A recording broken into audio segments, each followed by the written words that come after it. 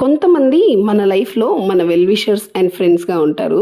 So అలాంటి వాళ్ళు మనకు దొరకడం మనము ఎన్నో జన్మల్లో చేసుకున్న పుణ్యం అనమాట. సో మన హార్ట్కి ఒక మంచి వెల్ విషర్ అండ్ ఫ్రెండ్ ఎవరైనా ఉన్నారు అంటే అదే ఈ వెల్లుల్లిపాయ. సో ఇది తినడానికి ఘాటుగా ఉన్నా మన హార్ట్కి మాత్రం ఒక మంచి ఫ్రెండ్ అండ్ వెల్ విషర్ అండి.